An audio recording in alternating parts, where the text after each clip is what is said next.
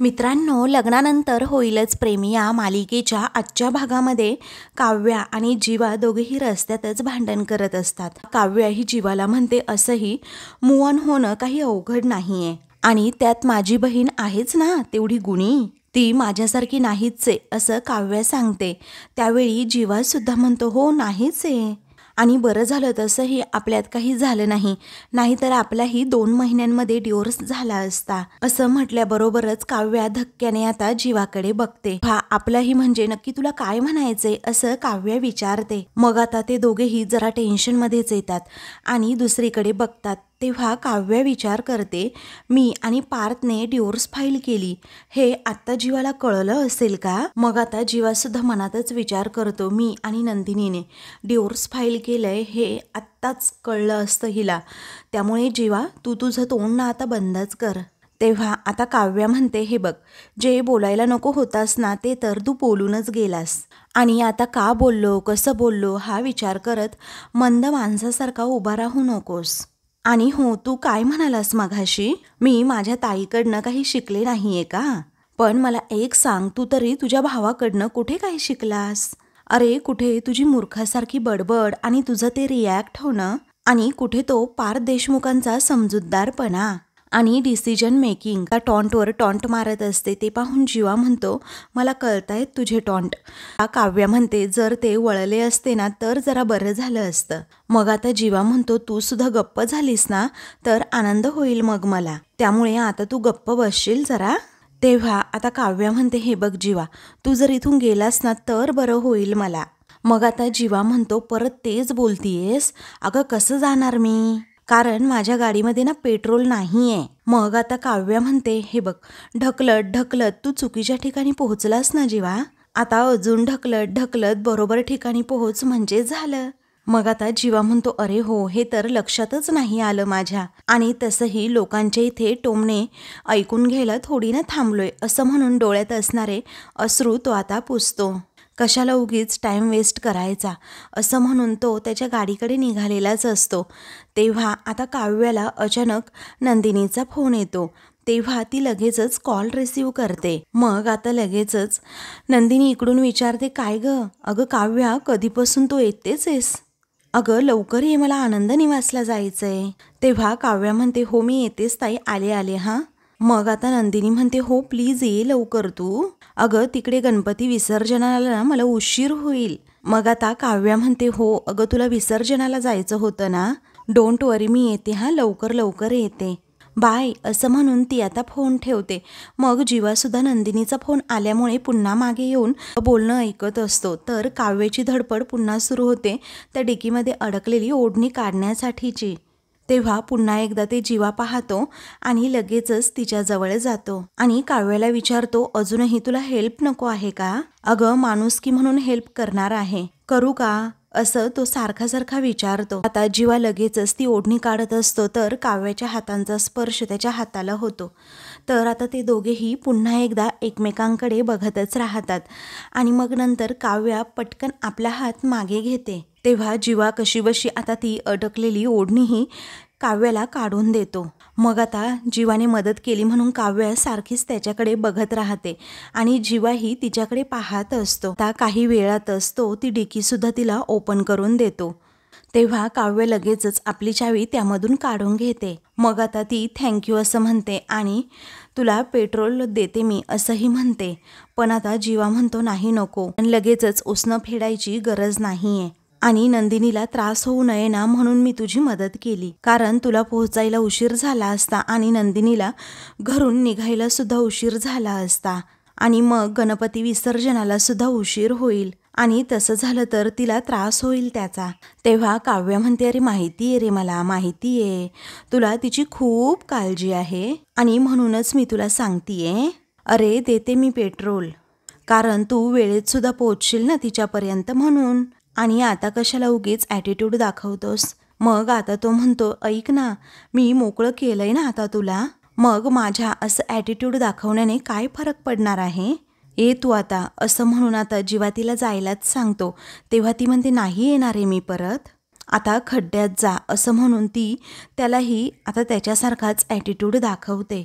आणि मग आपल्या गाडीवर बसून लगेचच जायला निघते, तर जीवा धक्क्यानेच तिच्याकडे बघतो. आता दुसरीकडे विसर्जनाची वेळ मात्र झालेली असते. घरातील सगळेजण लगबगीने आपापलं काम करत असतात. मानिनी सर्वांना सांगत असते कुणी काय करायचं, उत्तर पूजेची तयारी वगैरे झाली की नाही. आणि युगला सुद्धा म्हणत असते, अरे युग, मोबाईलमध्ये काय डोकं घालून बसलास बाळा तू. तेव्हा युग हा पटकनच मोबाईल खिशात ठेवून देतो आणि मग त्यानंतर नंदिनीसुद्धा काही कामं करू लागते.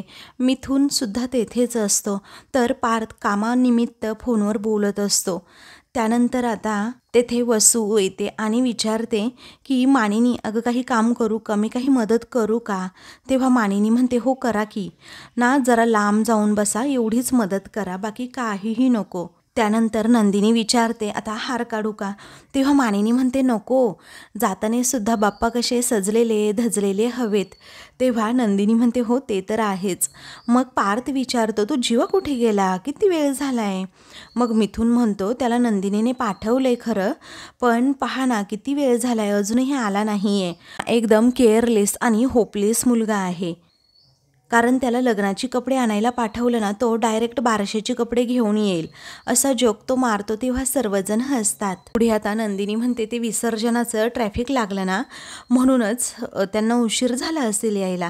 जीवाची बाजू नंदिनीने आता सावरून घेतल्यामुळे सगळेजण पुन्हा एकदा तिची गंमत करतात.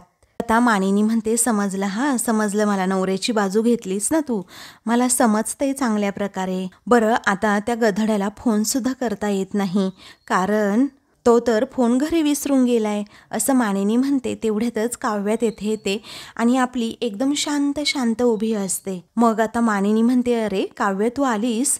बघा, काव्य जीवाच्या अगोदर गेली आहे, तरीही पुन्हा रिटर्न आली. काय ग, बाय एनी चान्स तुला रस्त्यामध्ये कुठे जीवा दिसला का ग, असं पुन्हा मानिनी विचारते. कारण अगं कधीचा गेलाय, तो अजूनही आलेला नाहीये. तेव्हा काव्य आता नकारार्थी मान हलवते. तेव्हा मानिनी विचारते, बरं मला सांग, तू विसर्जनाला येणार आहेस ना. तेव्हा काव्य शांतपणे म्हणते, हो येणार आहे. मग काव्य विसर्जनासाठी येणार हे ऐकून पार्थला देखील तेवढाच आनंद होतो. तेव्हा मानिनी म्हणते, ऐक ना, मग छान तयार हो, मस्त साडी नेस आणि छान दागिने सुद्धा घाला काव्या, तुला सुंदर दिसायचंय ना. मग आता पार्थ म्हणतो, हो, कारण बाप्पाबरोबर मग गौर सजल्यासारखी दिसेल ना. तो काव्याची आता जरा गंमत करतो. तर मानिनी म्हणते की फाजीलपणा सोड हा पार्थ आता. हे सगळेजण हसत असतात. तेव्हा मानिनी म्हणते, हा ना फाजीलपणाच्या बाबतीत अगदी बाबांवर गेलाय. तुम्ही अशी वायफळ बडबड करत राहता ना, आणि मग महत्त्वाच्या गोष्टी तशाच राहून जातात. गेल्या वर्षी आठवतंय ना, चांदीचं मूषक घेऊन गेला होतात आणि ते सुद्धा विसर्जन करून टाकलं होतं. तेव्हा पार्थ मिथूनकडे बोट करतो. मग आता तो मीच होतो, आता लगेचच मिथून सांगतो. त्यानंतर अचानकच आता रेखाताईंचा फोन नंदिनीच्या मोबाईलवर येतो आणि मग त्यावेळी नंदिनी म्हणते, ओके ओके रेखाताई, ठीक आहे, असं म्हणून ती फोन ठेवते आणि मानिनीला सांगते की आई ऐका ना, अहो काय झालं, जीवा डिरेक्टली तिकडे आनंद निवासमध्ये गेले, त्यांच्या गाडीचं पेट्रोल संपलं होतं ना म्हणून. तेव्हा सगळेजण आता जीवावर हसत असतात, कारण जीवा नेहमीच पेट्रोल टाकायचा विसरतो आणि ही त्याची जुनी सवय आहे हे सगळ्यांना माहीत असतं. तर पार्थ म्हणतो, नेमका पेट्रोल टाकायचा विसरतो हा. तेव्हा मिथून म्हणतो, जुनी सवय आहे ही त्याची, आणि मला तर असं वाटतंय ना, आता त्याची बाईक विकावा आणि छोटा मोठा बिझनेससुद्धा सुरू करावा. सगळेजण पुन्हा एकदा हसतात. मग आता मानिनी म्हणते, नको नको, तुमचा बिझनेस नको, ऐक ना नंदिनी, तू सुद्धा जा आता आनंद निवासला, कारण मिरवणुकीमुळे ना तुला सुद्धा ट्रॅफिक लागेल. तेव्हा ती म्हणते, हो निघते मी आता. त्यानंतर आता विसर्जनाची तयारी सगळेजण करणार असतात. पार्थसुद्धा आपापल्या कामाला जातो. मानिनी आता युगला म्हणते की बाबा तयार झाले की नाही बघून ये. मग युग तिकडे जातो. तेव्हा काव्या जरा बाजूलाच उभी असते. तर नंदिनी आता तिच्याजवळ जाते आणि म्हणते, बरं मी निघू का, आणि विसर्जनाची छान तयारी कर हां. तेव्हा ठीक आहे असं काव्या म्हणते, पण काव्याच्या चेहऱ्यावर जरा उदासी दिसत असते. म्हणूनच ती विचारते, काय झाले काव्या तुला. तेव्हा टेन्शन आलंय ग मला खूप ताई, असं आता काव्या म्हणते. कारण सगळं ठीक तर होईल ना? तेव्हा नंदिनीला जरा टेन्शन येतं आणि ती विचारते, काय ठीक व्हायचंय काव्या? मग मानिनीचं लक्ष त्या दोघींकडे जातं आणि मग ती लगेचच पुढे येते आणि विचारते, काय गं, काय नक्की ठीक व्हायचंय? मग आता बाप्पाचं विसर्जन होणार म्हणून वाईट वाटते की काय तुला? पण येणार आहे अगं काव्या पुढच्या वर्षी बाप्पा, असं मानिनी गमतीने म्हणते. तेव्हा आता नंदिनी म्हणते, वेडी मुलगी आहे तू, वेडी, चल आता रडू नकोस, मी येऊ आता? मग काव्या हो म्हणते. आता मानिनीचा निरोप घेऊन नंदिनी लगेचच आनंद निवासमध्ये जायला निघते. तेव्हा पार्थ नेमका दही पोहे घेऊन तेथे येतो आणि काव्याकडे बघतो. तिच्या डोळ्यात पाणी असतं, ती जरा नाराज असते आणि मग तो लगेचच विचारतो, काय झालं, कुणी बोललं का तुम्हाला? असं म्हणून तो मानिनीवर ओरडतो, आई माझ्या बायकोला का गं बोललीस? तेव्हा ती आता त्याला अशी थापड मारते आणि म्हणते, ए बाबा, मी नाही बोलले तुझ्या बायकोला. तेव्हा तुझ्या बायकोला बोलायची कुणाची हिंमत आहे का? असं मिथून म्हणतो. उलट कोणाला जर बोलायचं असेल तर तुझ्या बायकोची मदत घ्यावी लागते, असा डायलॉग तो आता मारतो. मग आता मानिनी म्हणते, खरं आहे, माझा आणि नंदिनीचा खूप मोठा आधार आहे काव्या. या घरावर जर काही वेळ आली ना अशीच तर पदर खोचून ना काव्या नेहमी उभी राहील. त्यानंतर आता काव्या ही आतमध्ये जायला निघते. तेव्हा मानिनी म्हणते, अरे ओढणी कशी फाटली? तेव्हा काव्याला आठवतं की ती ओढणी फाटली कशी नेमकी. मग आता बोल ना गं काव्या, कशी फाटली ओढणी? असं मानिनी पुन्हा विचारते. तर काव्या म्हणते, काही नाही, दारातून जात असताना दारामध्ये अटकली आणि फाटली. तेव्हा मानिनी म्हणते, एवढंच ना बाळा? मग ठीक आहे, तुला कुठे लागलं नाही ना? ती म्हणते, नाही. मग मानिनी म्हणते, ऐक, तुझ्या खोलीमध्ये ना मी दागिने ठेवले आहेत, ते दागिने वगैरे घाल आणि छान तयार हो. मग पार्थसुद्धा होला हो करत असतो आणि काव्याकडे बघतच राहतो. तर काव्या त्याच्याकडे दुर्लक्ष करत तेथून रूममध्ये निघते. तर मिथून आता लगेचच मंजूला आवाज देत असतो, पण ती काही प्रत्युत्तर देत नाही. मग तो म्हणतो, जाऊ देत, असं म्हणून तो विसर्जनाच्या तयारीला लागतो. तर काही वेळानेच आता काव्या ही छान अशी साडी नेसून तेथे येते, तयार होऊन येते. मग पार्थ आणि काव्या हे दोघेही जोडीने आता आरती घेतात. मानिनी त्यांच्या पाठीमागे उभी असते. सगळेजण आरतीमध्ये असतात, आरती करत असतात. युगच्या डोळ्यामध्ये पाणी असतं, त्याचं मन त्याला खात असतं आणि मग तो ते पाणी पुसतो. त्याचवेळी आता रम्या आणि वसू नेमकं हे पाहतात. तर रम्या लगेचच वसूला इशारा करते. इकडे पार्थ हा सारखाच काव्याकडे बघत असतो. तर मानिनीचं लक्षसुद्धा पार्थकडे असतं आणि मग त्या दोघांकडे बघून ती आता हसत असते. त्यानंतर काव्यासुद्धा पार्थकडे हळूच पाहत असते. मग इकडे वसू आणि रम्या सारख्याच युगकडे पाहत असतात, कारण त्यांना वेगळाच काहीतरी डाऊट आलेला असतो. काही वेळानंतर आरती संपन्न होते. तर पार्थ गणपती बाप्पा मोरया असं मोठ्याने म्हणतो आणि मग सर्वांना आरती देतो. दुसरीकडे आता जीवा आणि नंदिनी आनंद निवासचं गणपती विसर्जन करून निघालेलेच असतात. तेव्हा गणपती बाप्पा मोरया, मंगलमूर्ती मोरया बाप्पाचं नामस्मरण करत ते दोघेही आता मागे येत असतात. तेव्हा जीवा आता थांबतो आणि म्हणतो, छान विसर्जन झालं ना बाप्पाचं? मग आता नंदिनी म्हणते, खूप छान झालं. आता आनंद निवासमध्ये आणि घरीसुद्धा एकदमच असं ओकबोकं वाटायला लागेल, कारण बाप्पा घरी असले आणि आनंद निवासमध्ये असले त्या फिलिंग्स ना वेगळ्याच असतात. जीवा म्हणतो, हो ना, हीच एकदम वाईट फिलिंग्स असते, कारण आपल्या घरातलंच कोणीतरी काही काळासाठी असं घर सोडून चाललंय की काय असं वाटायला लागतं. म्हणजे आता तूच बघ ना, 2 दिवसामध्ये बाप्पाबरोबर किती अटॅचमेंट वाढते ना, त्याने कधीही जाऊच नाही असं वाटतं नेहमी. म्हणजे बघ ना, आता गणपती बाप्पाच्या आगमनाच्या वेळी आपण जेव्हा गणपती बाप्पा मोरया असं म्हणतो, तेव्हा प्रत्येकाच्या चेहऱ्यावर एक वेगळाच आनंद आणि उत्साहसुद्धा असतो. आणि हे जेव्हा आपण गणपती विसर्जनाच्या वेळी गणपती बाप्पा मोरया असं म्हणतो, तेव्हा मात्र प्रत्येकाचा कंठ असा दाटून आलेला असतो आणि डोळ्यांच्या कडासुद्धा अगदी पाणावलेल्या असतात. तेव्हा आता नंदिनी म्हणते, असं तेव्हाच होतं जेव्हा जीव जडलेला असतो ना तेव्हा. कारण काहीही झालं तरी जीव जडणं महत्त्वाचं असतं, कारण तो एकदा जडला तर एखाद्याच्या येण्याची जशी आतुरता असते, तसंच एखाद्याच्या निघून जाण्याने वाईटसुद्धा वाटतंच ना आपल्याला. आणि कसं आहे ना, बाप्पाच्या बाबतीत तर प्रत्येक वेळी असंच होतं. मग आता जीवा जरा शांत होतो आणि लगेचच नंदिनीला विचारतो, पण हे एका व्यक्तीच्या बाबतीत दुसऱ्या व्यक्तीच्या बरोबर होऊच शकतं ना. तेव्हा नंदिनी म्हणते, अहो हो होतं ना. अहो एखादा प्राणीच काय, वस्तू, त्याचबरोबर प्राण्याच्या बाबतीत आणि वास्तूच्या बाबतीत सुद्धा होतं, कारण आपला जीव जडतोच की. तेव्हा आता जीवा म्हणतो, जसा तुझा जीव जडलाय ना तसाच. जीवाच्या बोलण्याचा अर्थ पटकन नंदिनीला कळत नाही आणि मग ती खूप वेळ आता जीवाच्या बोलण्याचाच विचार करते अन त्याच्याकडे बघते. मग आता तो तिच्या मनात असणारा डाऊट क्लिअर करतो, जसा आनंद निवासवर तुझा जीव जडलाय असं म्हणायचंय मला, हो ना. तेव्हा नंदिनी हसूनच म्हणते हो. मग आता लगेचच नंदिनी म्हणते, जसा तुमचाही जडलाय, हो ना. तेव्हा जीवा आता हो असं म्हणतो आणि मग हसूनच म्हणतो, खरं तर मला तुझ्यामुळे आता समजायला लागले की तुझा आनंद निवासच्या वास्तूमध्ये एवढा जीव का जडलाय आणि तुला तिथे एवढं प्रसन्न आणि छान का वाटतं. तेव्हा ती हसूनच विचारते, का बरं. मग जीवासुद्धा म्हणतो, खरं तर मला असं वाटायचं अगोदर तू फक्त एक संस्था चालवतेस, पण आत्ता मला काय जाणवतं माहितीये, तू एक सुखी आणि समृद्ध ना कुटुंब चालवती आहेस आणि ही खरंच खूप मोठी गोष्ट आहे, खरंच खूप मोठी. हॅट्स ऑफ यू आणि थँक्यू सो मच, कारण तुझ्यामुळे मला या कुटुंबाचा भाग होता आलं आणि मला सुद्धा छान एन्जॉय करता आलं. तेव्हा नंदिनी म्हणते, हो उलट मी तुम्हाला थँक्स म्हणायला पाहिजे. जीवा विचारतो, मला.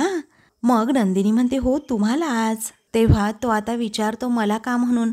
तेव्हा नंदिनी हसून म्हणते, अहो तुम्हाला माहिती आहे जीवा, आजपर्यंत आनंद निवासचं सगळं काही मी एकटीने करत होते, पण यावर्षी या गणेशोत्सवामध्ये तुम्ही होतात माझ्यासोबत आणि खरंच मला किती छान वाटलं. तुम्ही किती उत्साहाने सगळ्या गोष्टींमध्ये भाग घेतलात, सजावट करायला मदत केली, त्याचबरोबर सगळ्यांना मोदकच काय शिकवले. खरंच अगदी घरचं कार्य असल्यासारखं तुम्ही सहभागी झालात आणि शिवाय गणपती विसर्जनाचा मुहूर्त टळू नये म्हणून माझ्या अगोदर आनंद निवास गाठलंय तुम्ही. अहो खरंच उलट तुमचं करावं ना तेवढं कौतुक कमी आहे. मग आता तो म्हणतो, अरे बापरे, आत्ता कुठे मला छान वाटायला लागले. ती विचारते, का बरं. तेव्हा तो म्हणतो, अगं बाप्पा गेले म्हणून मला वाईट वाटलं होतं ना, पण तू एवढं कौतुक करते म्हटल्यानंतर मला खरंच खूप छान वाटतंय आता. तेव्हा थांब 1 मिनिट हा, अजिबात हलू नकोस नाही तर उडून जाईल हा, असं आता अचानकच जीवा म्हणतो. तेव्हा ती जरा घाबरून विचारते, हो काय काय झालं नक्की. मग आता तो म्हणतो, अगं तुझ्या मनातली इच्छा उडून जाईल, थांब बरं, कारण तिच्या डोळ्याची एक पापणी ना तिच्या गालावर पडलेली असते. मग जीवा आता ती काढतो आणि नंतर तिच्या हातावर ठेवतो आणि म्हणतो, एक काम कर, डोळे बंद कर, मनात विष माग आणि फुंकर मार.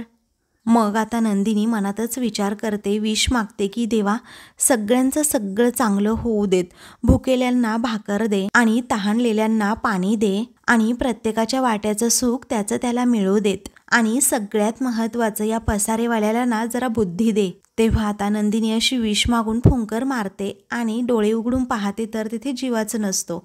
तेव्हा ती जरा इकडे तिकडे पाहते आणि मनातच विचार करते, आता हे कुठे गेले.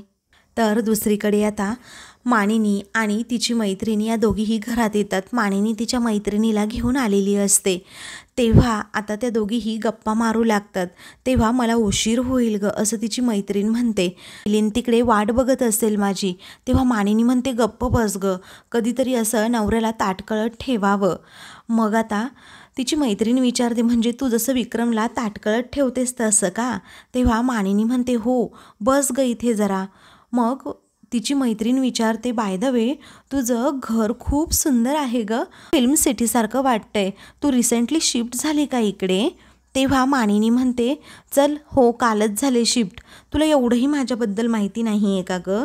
अगं शाळेमध्ये असताना माझ्या सगळ्या गोष्टी तू करायचीस, अगदी मला बुड्डी के बाल आवडतात म्हणून तू घेऊन यायचीस, माझ्या सगळ्या गोष्टी तूच बघायचीस आणि आता माझ्याबद्दल काहीच माहीत नाही. तर तिची मैत्रीण म्हणते, चल अगं तुला आठवतंय का शेवटचं मीच भेटले होते तुला. मानिनी म्हणते, कधी ग. त्याचवेळी तिची मैत्रीण सांगते, अगं पार्थ जेव्हा 10वी पास झाला होता तेव्हा त्याला मी बॅटसुद्धा गिफ्ट दिली होती.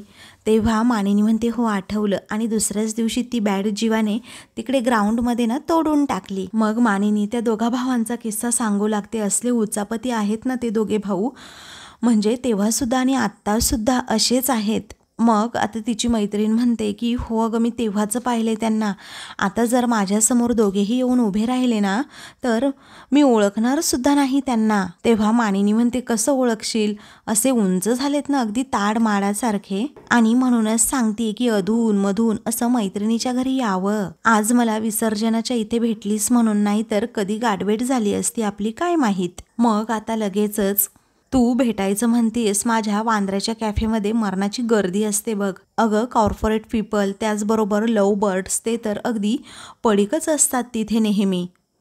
त्यानंतर आता तू सुद्धा ये ना अगं कधीतरी, अशी तिची मैत्रीण म्हणते. तेव्हा मानिनी हसते आणि म्हणते अगं माझा जो लव्ह बर्ड आहे ना त्याला गोरेगावच्या बाहेर सुद्धा कधी जायचं नसतं, कारण मी जर विक्रमला म्हणाले ना की बँड्राच्या कॅफेमध्ये जाऊयात तर किती ट्रॅफिक लागेल, किती वेळ लागेल, हे सगळं ऐकवत बसतील मला, असं म्हणून ते आता हसतात. त्याचवेळी तुझ्या मुलांना आणि सुनांना पाठव, असं तिची मैत्रीण म्हणते. तसंही पार्थ आणि जीवाचं लग्न झाल्याचं तू शाळेच्या ग्रुपवर कळवलं होतंस, आणि हो फोटो वगैरे टाकण्याची तर काही पद्धतच नसते ना तुझ्यात. बरं तुझ्या सुनांची नावं तरी सांग आता. तेव्हा काव्या आणि नंदिनी ज्या सुनांची नावे आहेत असं मानिनी सांगते. तेव्हा आता लगेचच काव्या जीवाची बायको असेल आणि नंदिनी पार्थची ना, असं तिची मैत्रीण विचारते. तेव्हा मानिनी आता हसते आणि म्हणते करेक्ट, उलट म्हणाली आहेस तू. तेव्हा जीवाची बायको नंदिनी आणि पार्थची. तेवढ्यातच आता काव्या घरी येते आणि तिला खूप ठसका लागलेला असतो. तेव्हा गुलाल नाकातोंडात गेला वाटतं, असं आता मानिनी काव्याला म्हणते. एवढ्या शिंका येत आहेत म्हटल्यानंतर तेव्हा काव्या म्हणते हो ना तसंच झालंय. हा काव्या म्हणते तुमचे लाडके सुपुत्र पार्थ देशमुख हे पुढच्या वर्षी लवकर या, पुढच्या वर्षी लवकर या म्हणून माझ्या अंगावरच गुलाल उधळत होते. मग आता ही काव्या का गं, असं आता लगेचच सुनीता विचारते. तेव्हा मानिनी म्हणते हो हीच काव्या आहे पार्थची बायको. त्यावेळी मानिनी आता सुनीताची ओळख काव्याला करून देते. तेव्हा काव्या विचारते अच्छा तुम्ही आहात का सुनीता काकू, एकदम बेधडक आणि बिनधास्त, ज्यांनी तुमच्या पीटीच्या सरांची अगदी शिट्टी वाजवली होती. तेव्हा लगेचच आता सुनीता म्हणते अगं काय हे काव्या, तुला कसं माहीत, आता तुला काय म्हणू. तेव्हा काव्या म्हणते काही हरकत नाही हो, अहो तुमच्या म्हणूने सकाळी गप्पा मारता मारताना सहज मला सकाळी सांगितलं. मग मानिनी म्हणते की हे बघ आजच सकाळी मी तुझी आठवण काढली आणि आज तू मला भेटलीस, काय योगायोग आहे की नाही. तेव्हा मग कशी वाटली माझी सून, असं मानिनी विचारते. तेव्हा ब्युटिफुल असं सुनीता म्हणते. मग आता काव्या काय ग आपण या अगोदर कुठे भेटलोय का, असं सुनीता विचारते. काव्या म्हणते नाही हो मला नाही आठवत तुम्ही मला कुठे भेटलात. मग सुनीता म्हणते अगं मला असंच वाटतंय की आपण कुठेतरी भेटलो आहोत म्हणून. तेव्हा त्या दोघीही आता आपापल्या परीने आठवण्याचा प्रयत्न करतात. तर आता मित्रांनो पुढील भागामध्ये पार्थ हा घरी येतो. तर आता त्यालाच जीवा सुनीता समजते आणि म्हणते की काय रे जीवा कसा आहेस तू, केवढा उंच झालास. तेव्हा मी तर पार्थ आहे, मी जीवा नाही, असं म्हणून पार्थ तेथून जातो. आता लगेचच सुनीताला धक्का बसतो आणि मग त्यानंतर ती मानिनीला सांगते की हे बघ मी ज्याला तुझा मुलगा जीवा समजत होते ना तो नाहीच, तो तर पार्थ आहे, आणि तुझ्या मुलीचं ना अजूनही त्या मुलाबरोबर अफेअर सुरू आहे अगं लग्नानंतरही. तेव्हा हे ऐकून मानिनीला जबरदस्त असा धक्का बसतो. अशाच मालिकेंचे पुढील भाग पाहण्यासाठी चॅनलला सबस्क्राईब करा.